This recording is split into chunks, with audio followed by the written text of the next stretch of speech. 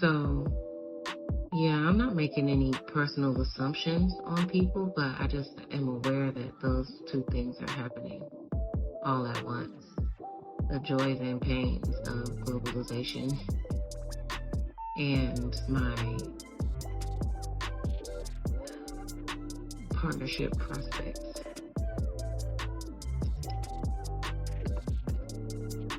The Thailand story for today is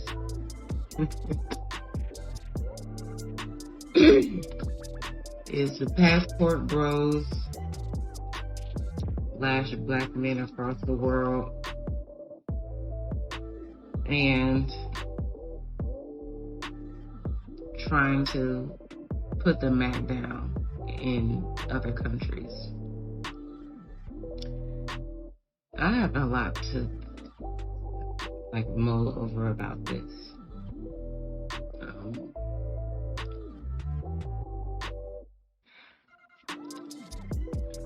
When I go to different countries, I've got to play the field. I'm going to be looking around just like I am in the U.S. I'm going to be looking around for eligible suitors who also speak my language.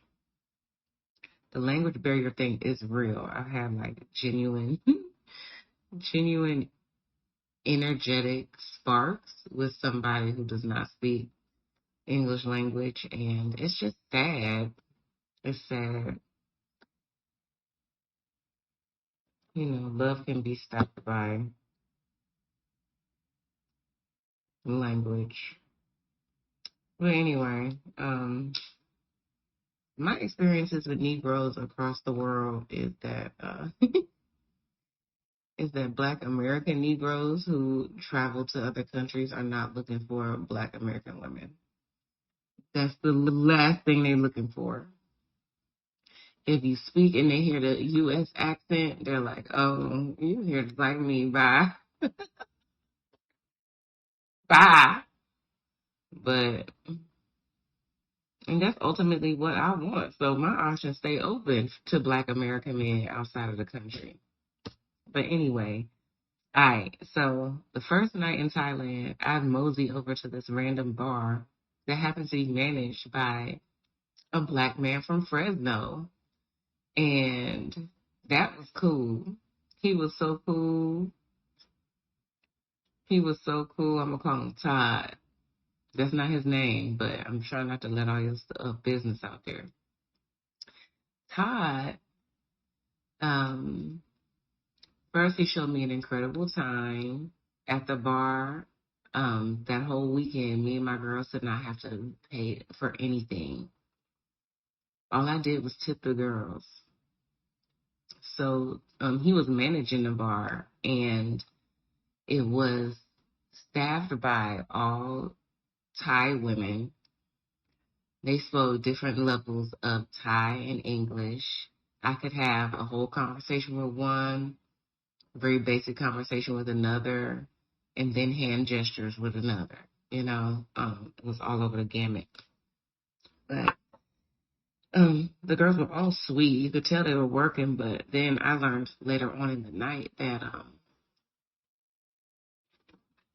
they also pop pussy in the second floor bedroom suites.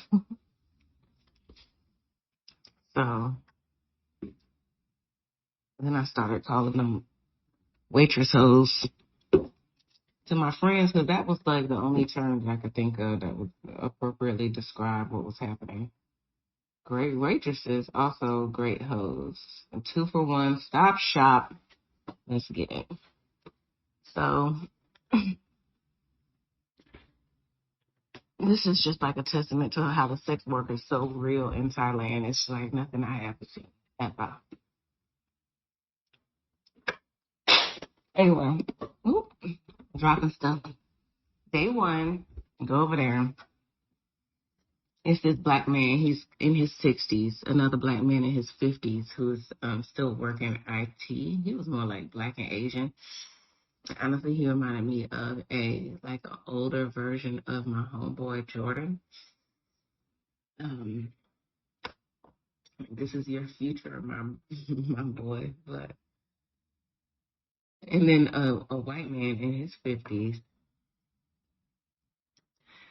pulls up, and then a young man in his 30s, a black man in his 30s from Memphis pulls up. The waitress hoes, in addition to bringing you drinks, will also rub their breasts and their pussies on you. A couple of girls tried that with me, and I was like, look, back on up, because I don't want your pussy on me. I don't want your pussy on my hand. I see why, like, this is total kryptonite for heterosexual men. These ladies are going to take you down. They don't care. They are appealing. They are going to come at you. They're going to come at you hard. So I just spent the first night eating snacks and drinking because the waitress hoes kept bringing little snacks from the food carts outside. Midnight, 1 o'clock, 2 o'clock, 3 o'clock. I'm still in here. We drinking, we clowning. We talking about all California stuff because 3 of the guys are from California and the younger dude's from Memphis. So we would take, little Greek shots back and forth because he was a Kappa. But I see how these women will, just be on you. I'm solo at the table. If the men are sitting in bar stools, the women are between their legs and the bar stools. They're like kissing necks. They're arching their backs. They're like rubbing their hands on chests. Men's hands are on breasts, and they're squeezing breasts as they're talking to me. Okay. As long as nobody's squeezing my breast, I'm good. But they're squeezing breasts as they're talking to me. It's just a lot going on. Randomly, people would disappear. If they disappear, that means they're in the champagne room up top. After a while, they come back down, real happy, take a couple more shots or whatever. Lady's still on them. Like, baby, you done drained them. But the currency exchange is so crazy that, there's no end of the night for a man. And that's special for oppressed black men. You go and you have an opportunity to be of the elite, to be of the high class, to charge that thing, run that tab, and not think about how much you're spending. And that is really a luxury. That's a luxury that few black men get, and I feel it. That's a luxury that shit I don't get. But I wasn't searching for that. But when I got it, I was like, oh, I get it. Living like a king. But anyway, that's just for context. So another night, this was like when my girls actually showed up, when my colleagues showed up. We go to that bar first. And when I'm walking up, the girls, the staff remember me. And I'm walking up and they're like, what? And I am laughing, I'm waving, I'm cracking up. And my two colleagues with me are like, what?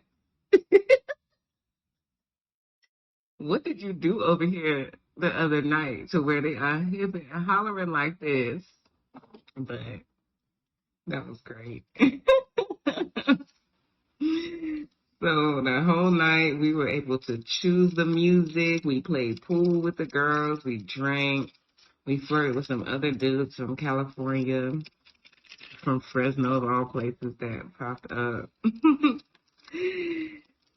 They played like YG and Hot Boys. They had like a Gulf Coast, East Bay moment. So that was just cool, yo. After we left there, I'm telling them the story about how I even pulled up over there because I seen melanation. I saw black men, so yeah. And they received me because As soon as I walked in there the first night, they said, we see a lot of black men, but we don't see too many black women. Come on in here, sis. So I was like, oh, shit, of course. A welcome place for me. And that's nice. Because, like, we didn't feel as welcome everywhere. There was one bar that turned us away. And when I say we were looking fine, I mean, we looked good. The three of us, ooh, we looked like goddesses just floating down soy thick, baby. We goddesses floating down all the way down Beach Road into Walking Street, looking lovely, mealable, not snackable. We were turned away by a place. So then we go to another one. There were two recommendations for hip hop music and black people. One was 808. Another was Club Flex. 808, it was a little too EDM that night. It was something about the music was off to me. I didn't want to dance to that. So we keep walking. We get down to Flex. We were a little too early for Flex. Now, little did I know, Flex don't start popping until 3 a.m. We got there about 2. Yeah, we got there about 2 o'clock. And we sat there for a while. Then people start trickling in. And we're like, wow, it's popping in here. One of the first people I see come in is a 5'6" tone, dark skin, cute face, black man with shorts, tank top, and a bucket hat. So he comes in, people, he's like, come on, little cutie, this is where the black people come. He is dancing. First, mind you, they playing Chris Brown all night. They played Chris Brown for an hour and a half, and I didn't think somebody could do a whole Chris Brown set like that in the club. Chris Brown is problematic, but I was rocking. I ain't gonna lie. I was rocking, and I was dancing, and all of my jams came on. Woo! Old and new. But anyway, this nigga's dancing his heart out. We still over there drinking. I had a wine cooler. It's late as fuck. They want to go home. I can see it in their eyes. They want to go home. I got energy. I'm out here. Homie says, oh, they got a hookah. I might get a hookah. Other homie says she's observing the surroundings, how men keep going into the women's bathroom. And we figured out it's because they don't gender their signs like the same color as we do in the U.S. The women's bathroom sign is blue, and the men's bathroom sign is fluorescent magenta. So I think about 3 dudes walking to the women's bathroom at my other colleague. She was laughing at that.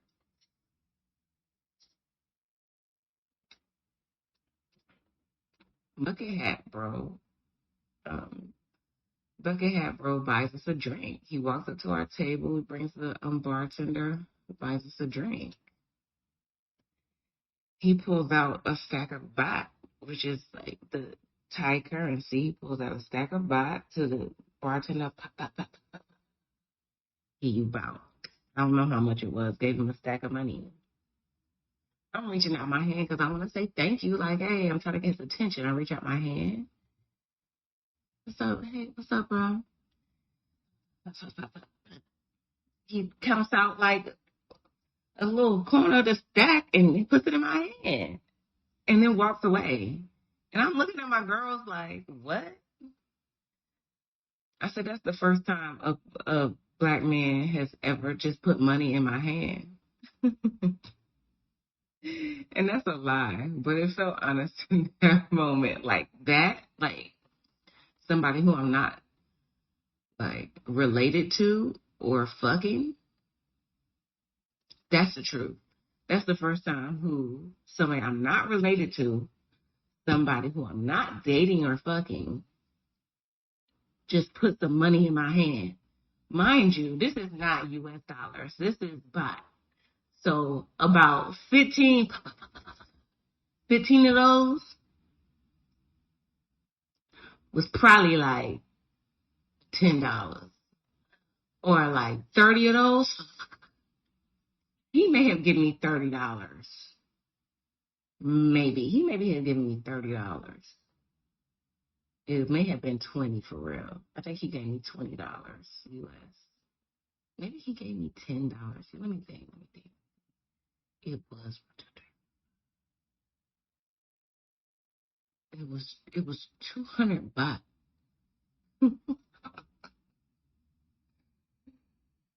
He gave me 200 baht.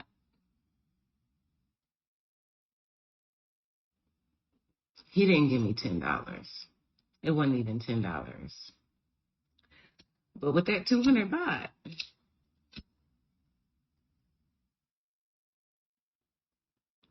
no, he gave me more than 200. He gave me 300 baht. Counted it out. He gave me 300 baht, and that was $10. A little less than $10. So with that, I got another drink. Well, let me hold what else I got. So I sat there, got the other drink. Because this bucket hat man loved Chris Brown so much, he spent most of his evening out on the dance floor. So I spun around with him a couple times on the dance floor. I figured out his name was Dre. He was from North Carolina. Bow. So I'm like, okay, we about to make this connection because I done found a nigga from North Carolina all the way in a club in Thailand. He's so into the music that he continues to twirl away from me. Twirl, hop, and biggity bounce away from me. And my homegirls were like, look, they said, is he a Omega? I said, no, he's not an Omega. They said, I don't see any brands with that bucket hat and the way he's doing a lot of climbing. They think he's Omega. But we looked at the signs. That was incorrect. No. But the thought of it was like, okay, even more connections. I have to figure out what this nigga's about. I also still had mad energy, and it was a conference day the next day, so my girls, they wanted to go ahead back to the house, make their way. I said, I'm gonna give this about 30 more minutes. I'm gonna try to get this man's attention for 30 more minutes. I'm gonna enjoy the music. I'm not ready to go home, so I'm gonna hang back, and I'll see y'all in the morning at the conference. They said, cool, bet, be safe, all of that.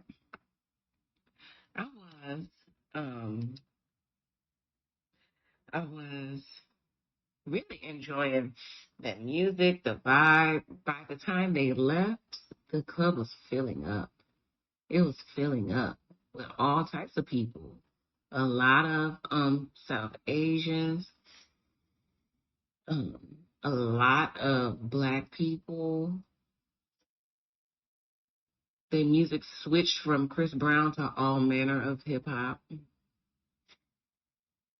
And I make my rounds. I start, looking at the fashions, looking at the people, seeing who I could catch. I think my outfit was a little too auntie that night. I had a real like flowy kind of skirt with the high-low leg out and then a halter top, but the skirt was just not giving enough leg. It was not giving enough leg.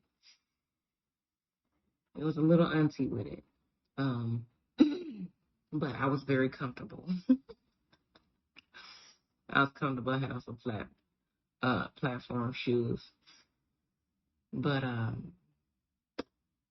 by the time I make my round around the bar and the pool tables on the other side of the club flex, I come back to the dance floor, and Bucket Hat is in a Thai girl's ear, and she is on his body, and they are exchanging information. And I said, oh, he's not a Chris Brown fanatic. He was just curving me.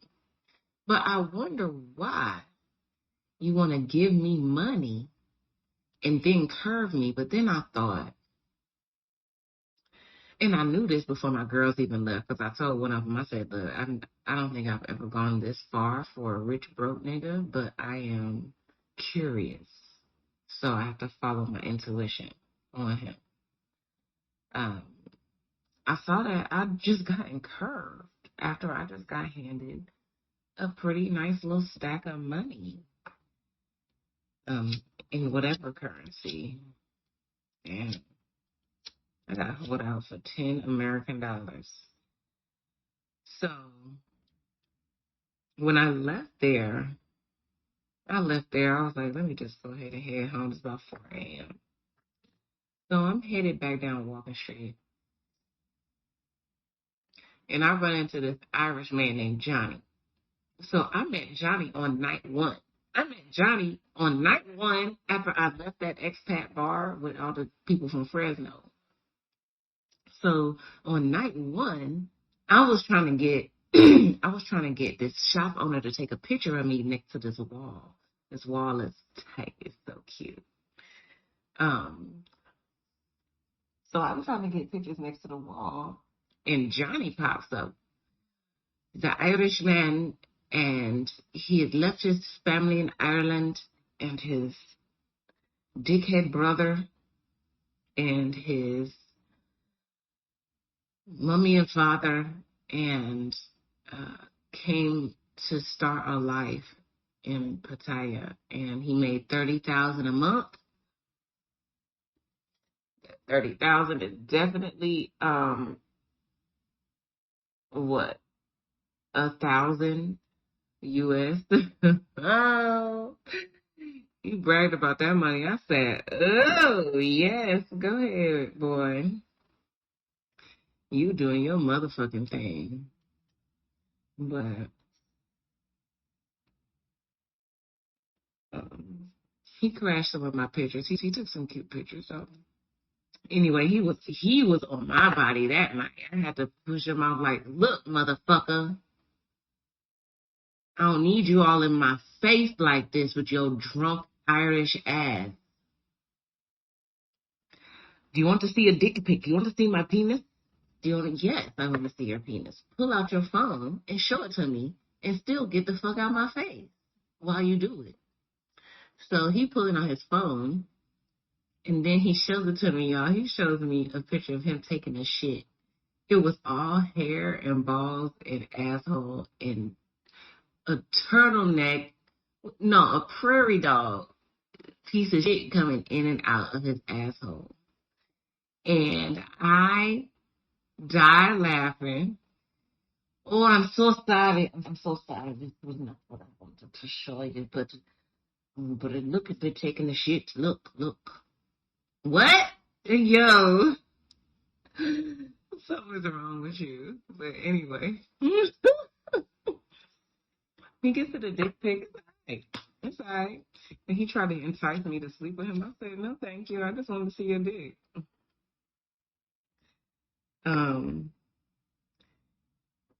So, well, here's my social media.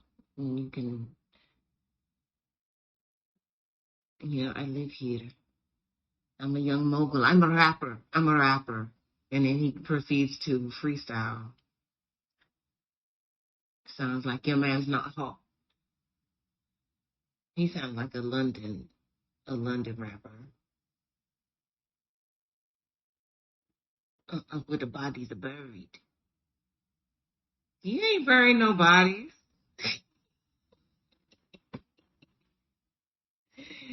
You are a liar. But that was funny. And the shop owner's beside him. He don't work for the shop. He just annoy everybody up and down the fucking street. And as soon as I walked away, he pulled on somebody else's arm. That's what you do all day and night. That's what you do. You don't do shit else. but bother people on streets in drunken states. You too wrinkled to be 23 years old. That's all that whiskey. You're too wrinkled to be 23, baby. Um, the skin just dry. But anyway, all that to say, I believe bucket hat and the overall cool night. I, I leave bucket hat at the flex and walk down Walking Street and run into Johnny, the Irishman. So, oh, I'm so glad I ran into you. How are you? Um, where you been? How was your week? All that. I told him, hey, I'm leaving tomorrow. Oh, he said, okay, well, this is our last chance. If you want to fuck with me, it's got to be tonight. I said, no, thank you. He couldn't believe I didn't want to fuck him. I'm not pressed for no Irish penis, sir. I'm really not. It's got to be tonight. You've got to spend time with me if you want to spend time with me. Because I don't contact lost souls. If you're gone for good. I said, okay. It was so nice to meet you. Ain't nobody trying to get your little shitty ass. I'm not. I'm not trying to see that penis again on the phone or in person. That was wild. Anyway, Johnny's put the pressure on me again, on my body, hugging me and stuff. As he's pressuring me, here comes Bucket Hat. uh, Johnny and I, we kikiing because he's annoying. I'm laughing, but I look over and Bucket Hat is looking at me. I lock eyes with Bucket Hat and I smile and I wave and he laughs and he keeps it moving. And so do I. By the time I split with Johnny, I walked the rest of the way up the street, got a snack, got a foot massage with Bucket Hat's money. And then I got home with Bucket Hat's money. So the moral of that story is that black men who are on this sex tourism around South America, the Caribbean, and South Asia, that as you are enjoying the fruits of these women's reproductive labor, as you're either engaging innocently or putting yourself and women at risk, pay black women. Pay us. Pay us for our labor at home. Pay us to leave you alone. Pay us to enjoy ourselves to the fullest while sending you good energy. Pay us to receive foot massages and get home safely without relying on anyone. Pay us like insurance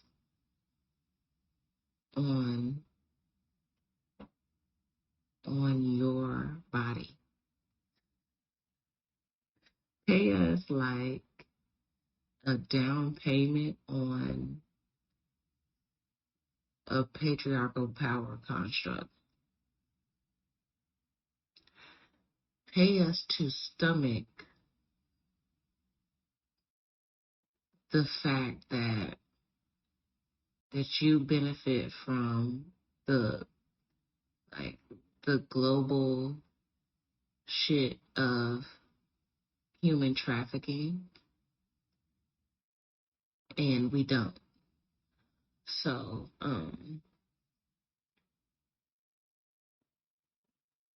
so it's just like you buying into equity. When I received that money in my hand, and by the end of the night, knew that I was not entitled to that black man from North Carolina down the street. I'm not entitled to that black man anywhere in the world. It is good to know that I'm entitled to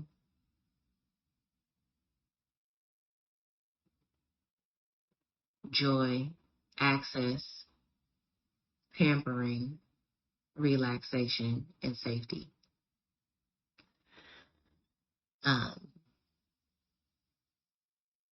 And nothing was lost. I left that interaction that night feeling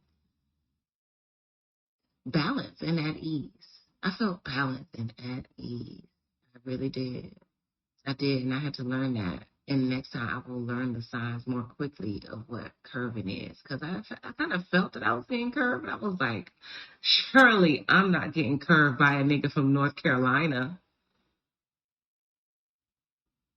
Where he say, standard, it's not Stanford. Startup. Startup? No, that ain't it. It's some town in North Carolina I had never heard of. Look, I'm about to look for it. Y'all gonna find me Dre. Dre from Standard, North Carolina. Where?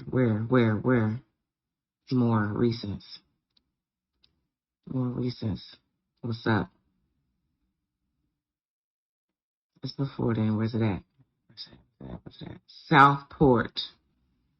Where the hell is that? I knew that was somewhere way off into the Ooh, he from way off in the coast. You live by Walmart. Ooh, you from a little town. Ooh, Southport. I've never heard of Southport. I said I never heard of Southport. Where is that from? Oh, I shitted on his hometown. That's why he got sensitive. Or he was just genuinely not interested, and that's okay. But pay me. I like that concept. Black men, let's do this more often, especially in these places where you're trying to exploit women in other cultures. You exploited us so much that it's almost like you gotta pay your tariffs. You gotta pay your taxes. Men who are not engaging with black women, black American men who are not engaging with black American women, you go do whatever the fuck you want to do. You go do whatever you want to do. But invest in a black woman. Support a black woman. Make sure that a black woman is comfortable tonight. Make sure that a black woman is fed and that she can get home safely. Because that's the least that y'all can do, especially in other countries. My second black people across the world story about men is that same week I met a Somali man from Holland. No, he lives in London, but he is Somali. And I enjoy his accent. We had great conversation. We ate breakfast a couple of times together. He invited me to chill in his room when I needed an extra night. I did not take him up on that offer, but I appreciated him looking out because it came from a place of looking out. I can tell he was not really interested in me either. We did a little flirting, but it wasn't to that level. He invited me out with him and his friends one night. We went back to Flex. I met several other people, his friends, Noni and Paris, were so cool, and they were like they were tight thick. They won't no little sex worker bartender hoe. They were thick moms, okay? So I said, oh, his name, let's call him Jerry. That's not his name, but I'm being discreet. Jerry, I said, oh, Jerry, you like that. You like that thickness. You like that thickness. I'm a little slim for Jerry. Jerry was big, tall man. Jerry like 6'3", 220. I seen him. I ran into him when a young lady was coming to see him at the hotel. Thick, thick. I was texting Jerry on the morning that I was leaving. He said he woke up with somebody in his bed. Ooh. I said, who, Jerry? But what he said when he offered his place to me was that, you know, he was understanding my issue when needing to change my flight. So he said, you know, any way I can be of help, let me know. Call me anytime. I need to make sure that you're okay. And you need to know that there is a brother looking out for you out here. Oh my gosh. Thank you. And that wasn't on a sexual thing. We were very platonic. We rode a motorbike together. His dick was on my back, riding a motorbike together on the way back. How we fit 700 pounds on the back of this motorbike?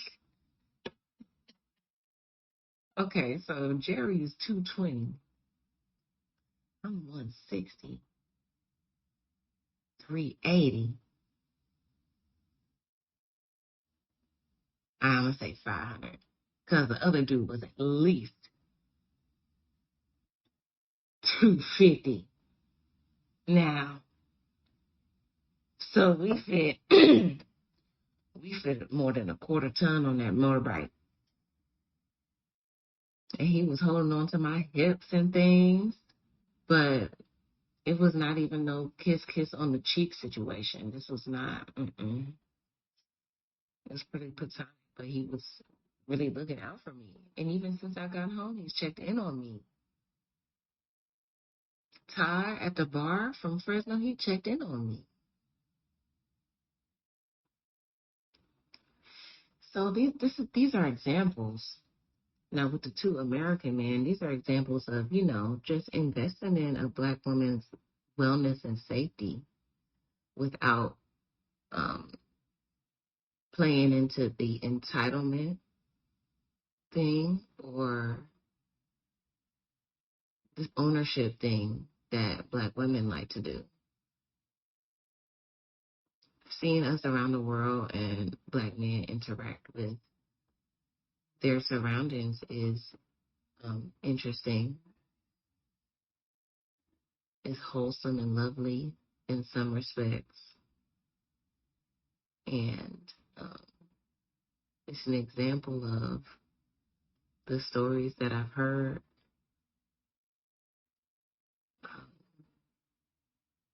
through this network of sovereign women, the damage, hurt, and pain that sometimes also comes from oppressed men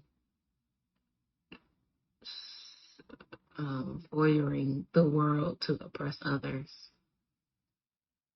So, yeah, I'm not making any personal assumptions on people, but I just am aware that those two things are happening all at once. The joys and pains of globalization and my partnership prospects.